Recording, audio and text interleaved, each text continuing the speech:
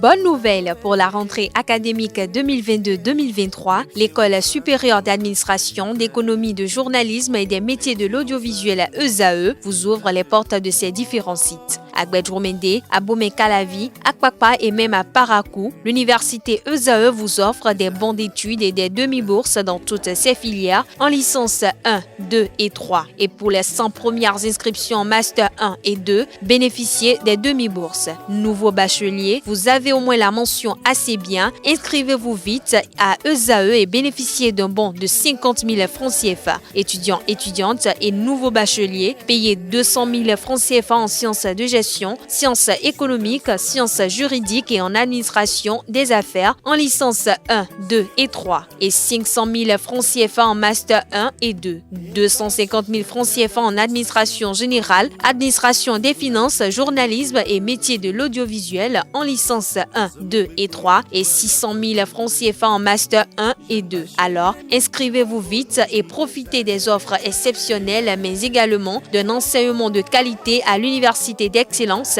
ESAE. Infoline 90 93 65 21 ou le 98 98 14 00. ESAE, l'excellence à un nom. Mesdames et messieurs, bonjour et bienvenue sur Free Sport. Les écureuils U23 du Bénin ont fléchi devant l'AS Vita Club du Congo en match amical hier au stade Charles de Gaulle de Porto Novo. Score à la fin de la rencontre, 2-1.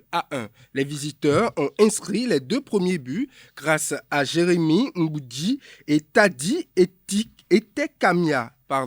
Les Béninois ont réduit le score par la suite avec Henri Ouché. Les joueurs continuent ainsi leur préparation avant la double confrontation face au Soudan.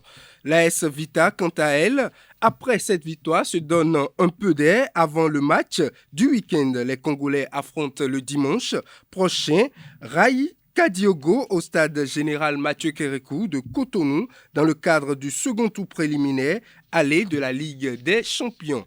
Autre discipline, mais toujours football, convoqué par le sélectionneur des U23 du Bénin, Bruno Adoula Goudio, le défenseur central du club allemand de VFB, Germia Albersta Amiro Amadou, est déjà au Bénin depuis hier nuit. Le joueur a rejoint la troupe avec les autres convoqués par le sélectionneur national. Notons que le joueur est le fils de l'ancien capitaine des écureuils du Bénin, Moudachirou Amadou.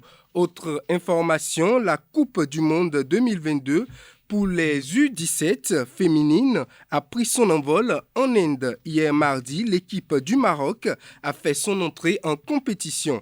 Pour son premier match de l'histoire du tournoi, les dames marocaines se sont inclinées face aux Brésiliennes. Score en fin de match, 1-0.